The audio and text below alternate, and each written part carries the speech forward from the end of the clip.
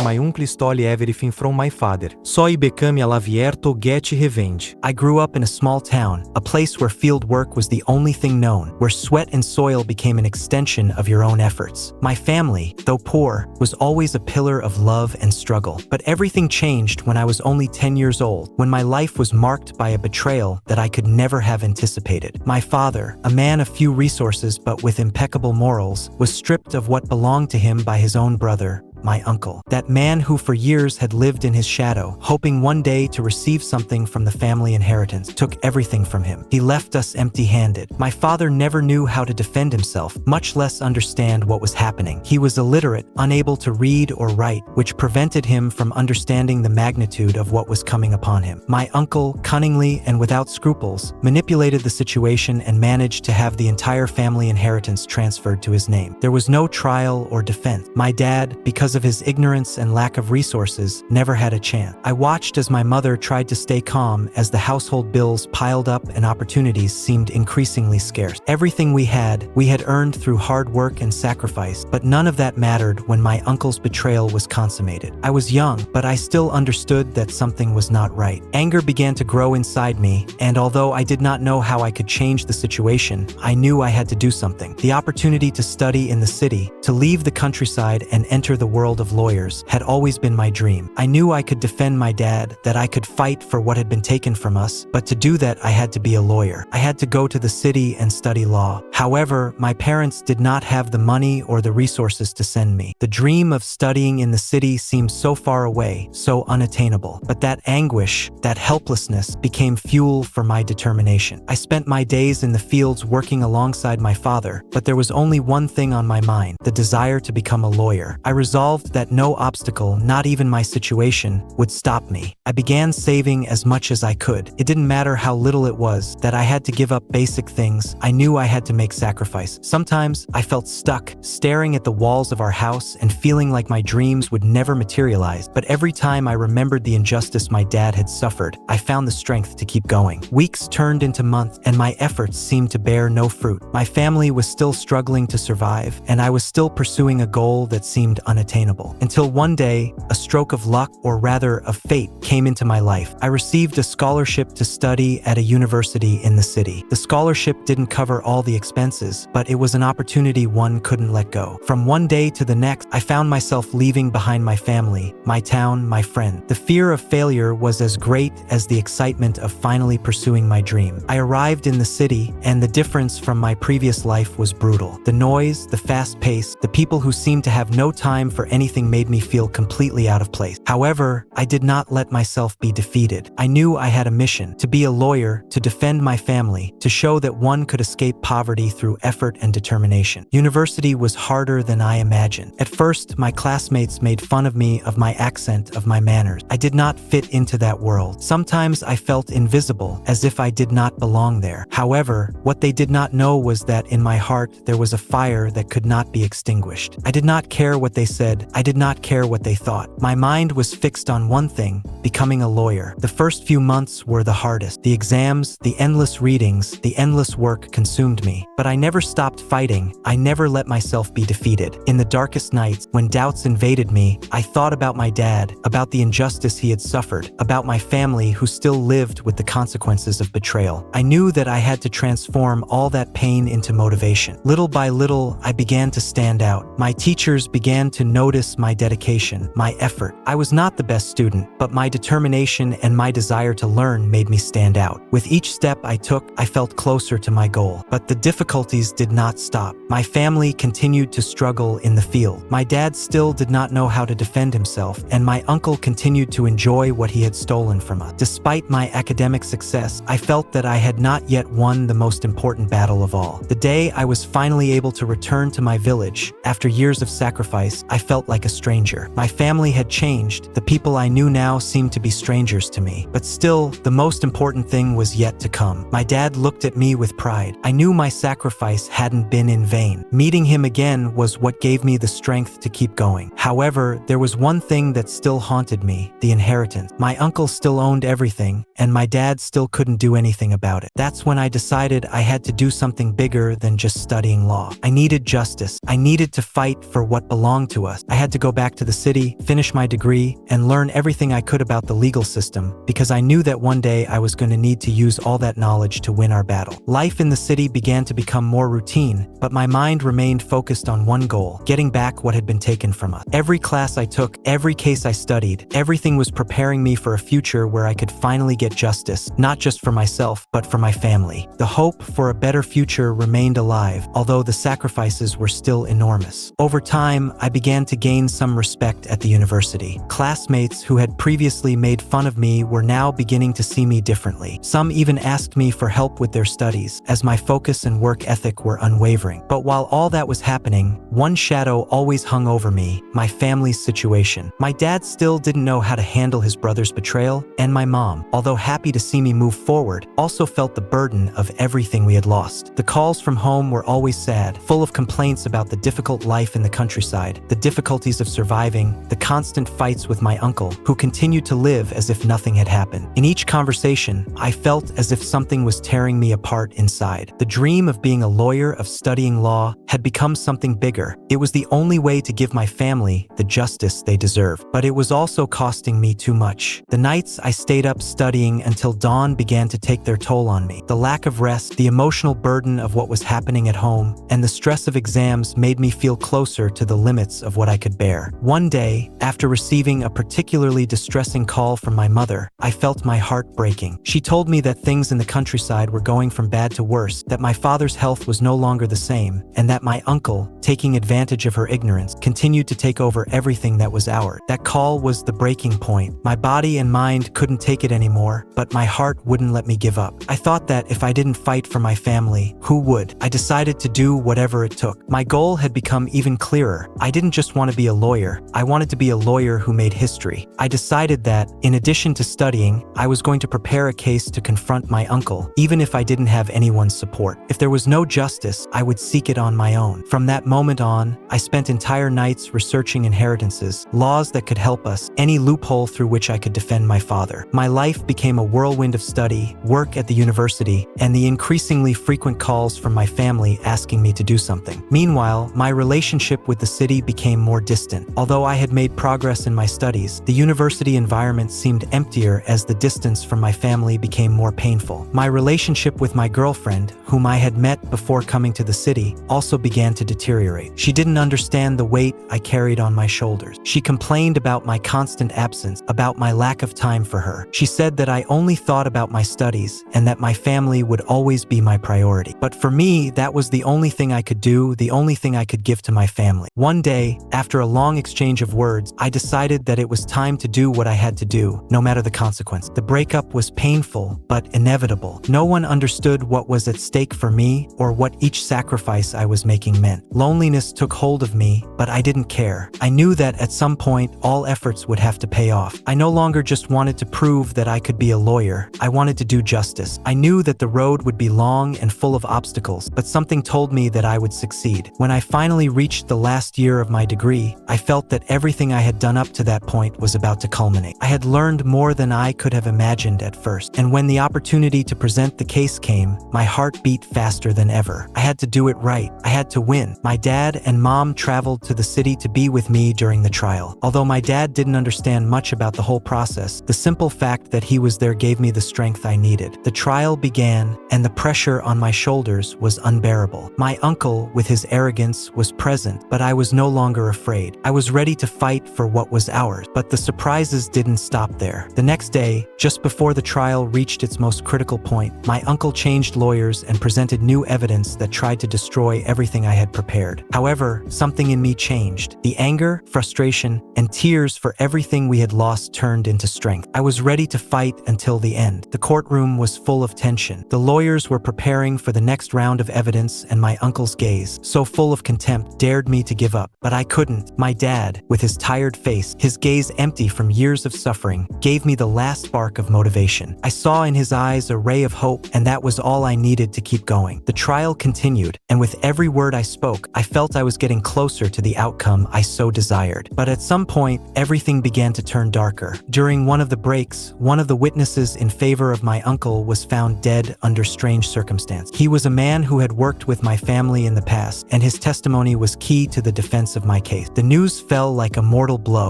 No one knew if it had been an accident or something premeditated. Doubts began to spread, and fear took hold of everyone in the courtroom. However, I did not let that knock me down. I could no longer afford to doubt. What was at stake was much greater than any obstacle. Weeks passed, and the situation became more complicated. The evidence I had began to crumble, as if fate was playing against me. My strength was failing. I started getting calls from my mom, crying, worried about what was happening to my dad. He could no longer bear the weight of all this. The illness that had been plaguing him for years now seemed to be getting worse. His strength was at its limit. On those nights, between court sessions and hours of study, I found myself alone, trying to concentrate while my family's life fell apart even further. Something inside me said I couldn't give up. But then, a letter came into my hand. It was from my mother. It said that my dad had suffered a cardiac arrest and was no longer there. The blow was so strong that I couldn't even fully understand it at first. Suddenly, all the effort, all the sleepless nights, all the struggle seemed meaningless. My dad was gone, and my life, which had always revolved around the promise to help him, fell apart. I didn't know what to do. All I had wanted was to give him and my family a better future. Why keep fighting? What good would it do to win this trial if he wasn't there to see it anymore? During those days, I walked away from the trial. I didn't want to face him. I didn't even want to hear about the inheritance or the case. I was empty, but something inside me kept insisting. The last conversation with my dad before his death came to mind. He had told me that he was proud of me, that no matter what happened, he would always be happy to see me fight for what was right. And those words were what pushed me to keep going. I couldn't let everything my dad had believed in me crumble. I decided to go back to the trial. When I arrived, my uncle was waiting with his arrogant smile. But as he watched me approach the stand, his face hardened. I couldn't lose focus. At that moment, I realized something. This fight wasn't just for my dad. It was for me, for my future, for everything I had sacrificed. I wouldn't be left behind. Every word I spoke was a tribute to my family, to my dad. I had come too far to give up. And then, just when all seemed lost, something unexpected happened. My uncle made a fatal mistake. During his defense, he tried to present forged documents that proved a completely different version of the story. But it was his own lawyer who unwittingly revealed the fraud in public. The air in the courtroom grew thick. My uncle's face fell. I knew I had lost. Victory was near, but something inside me told me that it wasn't just about this trial. It was about something much bigger. My life, my family's life, my future. It didn't matter anymore whether I won or lost the case. What mattered was that, from this moment on, I would become the man I always dreamed of being. The trial grew even more tense. Every day, as my uncle's evidence seemed to make things more complicated, I fought with everything I had. I felt caught between the helplessness of watching him manipulate the law in his favor and the desperation of not losing. My heart beat faster every time we saw a new move on his part. Yet something inside me kept me going. I looked at my dad, his face tired but full of hope, and I knew I couldn't let him down. At home, the situation was also getting worse. The countryside was still a dark and oppressive place, where my dad and mom worked like never before to survive, while my uncle continued to enjoy what had been taken from him. The calls from home became more and more desperate. My mom, who was always the pillar of our family, began to show signs of exhaustion, both physically and emotionally. "Why don't you just give up?" she asked me one day in a broken voice. "We've already lost so much. Do you really think this is going to change?" At that moment, I felt like everything I had done up to that point might fall apart. Doubt attacked me, making me question if all the sacrifice was really worth it. But something in me remained unshakable. Couldn't give up now. So, with a heavy heart, I decided to face it all. In the last week of the trial, my uncle made a mistake he didn't expect. During his testimony, he mentioned something he shouldn't have said, something that implied he had tampered with the inheritance document. In that instant, everything changed. The eyes of the previously distracted judges focused on him, and the scales of justice began to tip in our favor. But my uncle wasn't about to lose so easily. Over the next few days, he used every dirty tactic he knew. He tried to bribe witnesses, pressure those who could influence the decision, and even tried to intimidate my family with veiled threats. I wasn't just fighting him, but also a system full of cracks and corruption. As the trial progressed, my emotions fluctuated between hope and despair. Every time I thought we were close to victory, something went wrong. There were days when I locked myself in my room after the hearings, just to cry silently. I didn't want my family to see my weakness, but it was hard to contain the pressure. One day, after a particularly difficult trial, I decided to take a break in the park near the courthouse. I needed to clear my mind. I sat on a bench, staring at the gray sky. That's when I got a call that changed everything. It was my mom. Her voice was shaking on the other end of the line. "Son, your dad is in then the hospital. My world fell apart. I ran to the hospital as fast as I could, but by the time I got there, it was too late. My dad had suffered a stroke. The pain of losing him was greater than I ever imagined. I felt like my soul was being ripped out of me. Everything I had done, everything I had fought for, seemed empty now. My dad was no longer going to be there to see this process through. As I cried in the hospital, I realized something that paralyzed me. I had not only lost my dad, but I was losing the very reason I was fighting for. And then, at that very moment, something incredible happened. My mom, with tears in her eyes, looked at me and said, "Your dad fought until the very end so that you could have a better life. Don't let this defeat you, son. Don't let you lose what he dreamed for you." My mom's words were the push I was missing. If I had learned anything from my father, it was to never give up, no matter how difficult the situation was. I knew my battle wasn't just for the inheritance, but for his legacy. I went back to the trial, heartbroken but full of determination. This time, sadness was no longer stopping me. When the verdict finally came, the courtroom was silent. The judges deliberated for what seemed like hours, but in the end, they ruled in our favor. My uncle was found guilty of tampering with documents, and the inheritance was reverted to its rightful owner, my dad, through his legacy in me. Justice had come, but it was not a costless triumph. At the end of the trial, as I walked out of the courtroom with my head held high, I couldn't help but think of everything I had sacrificed to get there. What started as a dream of justice had turned into a life lesson. I had won, but I had also lost something very important, my dad. Yet, at that very moment, I felt like something deeper had changed in me. I was no longer just the young man who wanted to win a case. I was someone who understood the true meaning of fighting for what you believe in, no matter the price. When everything seemed to be over, something inside me told me that I couldn't just sit still. I had already won the trial, but I still felt empty. The thrill of victory quickly faded as I realized that, although the inheritance was back in our hands, I had lost something much more valuable in the process: my father. Days passed, and the wound was still open. My mom, always so strong, seemed to be losing faith in life. She no longer smiled like before, and her exhaustion was evident. My dad's death had hit her harder than she expected. I began to wonder if all of this had really been worth it. Sadness consumed me, and even though people around me told me to be happy about the victory, I couldn't stop thinking about the lack of an important figure in my life. My relationship with my mom became strained. She wasn't as present at home anymore, and that only made me feel more alone. It became even harder because I didn't know if she understood me or if she was just mired in her own grief. Every time I tried to talk about what I had accomplished, she would just look at me with tired eyes and tell me that none of it mattered if we didn't have dad to share it with. I was completely devastated. To top it off, things at work weren't going well either. People in the village looked down on my achievements, as if, despite having won, I would always remain a peasant's son, someone who didn't belong in a better world. It was like they couldn't see past where I came from, and it haunted me constantly. I decided I couldn't stay stuck in that cycle of bitterness. I had to keep going, for my mom, for my dad, and for myself. I had worked so hard to get here, I couldn't let the darkness swallow me up. I enrolled in college to study law, determined to become a lawyer who could help other people in situations like mine. I knew the road would be long, but I also understood that it was my only option. I had to keep fighting. The first semester was even harder than I had anticipated. College was a whole new world for me, full of people who didn't understand my background. Classmates, while kind, never failed to show me that I came from a completely different place than them. There were days when I felt more out of place than ever, and I wondered if all the sacrifice was really worth it. But something kept pushing me forward, something that told me that I had to prove to myself that I could do it, that it didn't matter where I came from. Months went by, and little by little, I started to find my place. My mom, although she was still in pain from losing dad, began to see a spark of hope in me. For the first time, she really smiled at me when she saw me come home with my first exams passed. Something in her eyes told me that, despite everything we had lost, maybe, just maybe, there was still something to keep going. But despite the progress, my uncle, who had kept the farm and the power in the family, never stopped being a shadow over our lives. Every time he saw us, he smiled arrogantly, as if the victory in court had meant nothing. He treated me as if I were insignificant, as if my struggle and sacrifice were useless. This made me stronger. As I progressed through my studies, getting closer to reaching my goal, my mind kept thinking about how I had been manipulated by him, how he had played with my family's life without anyone being able to do anything. I was determined that he would not win. I wanted to become a real lawyer, someone who could give justice to people like my dad, someone who could protect the most vulnerable from abuses of power. Then, one day, I received unexpected news. My uncle was in trouble. At his company, an audit had revealed financial irregularities, and the authorities were investigating him for fraud. It was as if all the karma of his wrongdoings had finally caught caught up with him. Although, deep down, I felt satisfied by the justice that seemed to be coming, I couldn't help but wonder if this meant I should let my guard down. Something in me kept saying that I wasn't done yet. I had come a long way, but I still had a long way to go. At university, I began to excel in some subjects and got involved in pro bono legal projects, defending people who were in need like my family had once been. Somehow, I was finding my purpose, my true calling. I knew that, in the end, everything I had worked hard to achieve would be worth it. But deep inside, I still felt like there was something else I needed to do, something I couldn't let go of. The final exam was just around the corner. After years of constant struggle, I was closer than ever to achieving my goal, becoming a lawyer. But as I approached the end of this journey, the weight of everything I had experienced became heavier. My mom, who had been my unconditional support throughout this time, had begun to show signs of fatigue. Her health was no longer the same, and at times, I felt helpless seeing her so vulnerable. Everything I had done, everything I had sacrificed was for her, so that she could have a better life, so that she could smile again. However, now I was facing a new battle that I was not prepared to face. During one of my breaks from college, I received a call that would change everything. My mom had had a stroke. My world fell on me. The hours I spent in the hospital were the longest of my life. Although my classmates and friends supported me at all times, I knew that what I really needed at that moment was to be with her. On her deathbed, my mom looked at me with eyes full of love and pride. She took my hand, squeezing it with all her strength, and whispered, "You did it, son. I always knew you would do it." Those words stuck in my soul. It was all I needed to hear, but the pain of losing her pierced me like a dagger. I was alone. I had not only lost the person who gave me life, but also my source of strength. When I returned home, the silence was unbearable. The house that had once been filled with laughter and shared dreams now only echoed with an emptiness that I didn't know how to fill. I decided that I couldn't give up. Not for her, not for me, but for all those who, like my mom, had once silently fought for something better. My dad, even though he was no longer physically here, had planted a seed of hope in me that, despite everything, continued to grow. After much thought, I made a decision that would change the course of my life. I would go back to the trial against my uncle, not just for my family, but for everyone who had ever been trampled by people like him. It had been my fight from the beginning, and now I had the knowledge, strength, and motivation to finish what I had started. The trial was long and complicated, but in the end, the verdict was clear. The inheritance my uncle had illegally usurped would be returned to our family. That victory belonged not only to me, but to everything my mom and dad stood for: the fight for justice, truth, and dignity. Throughout this journey, I had learned that although fate can sometimes be cruel, one has the power to change their path. Life can beat us down, but if we are able to move on, if we are able to endure, then we can build a better future. My mom had left me an invaluable legacy, not only in her unconditional love, but in her example of struggle and sacrifice. And even though she was no longer by my side physically, I felt her presence in each of my achievements. It was at that moment that I understood what it truly meant to be a lawyer. It's not just about winning lawsuits or about achieving riches. It's about fighting for what's right, protecting the vulnerable, being a defender of the truth, even if the path is lonely and difficult. Years later, when I had already achieved my professional goals, I found myself sitting in an office, looking out the window. The city lights were shining in the distance, and in that moment, I felt that all the sacrifice, all the tears, all the effort was worth it. I knew that I had changed not only my life, but the lives of those I had vowed to protect. And as I watched the people pass by, I realized that everything I had accomplished was not just for me. It was for everyone who, like me, ever dreamed of a better future, even when it seemed unattainable. My story, our story, was a testament that sacrifice and struggle are always worth it. And at last, I could close my eyes and feel the peace that had eluded me for so long.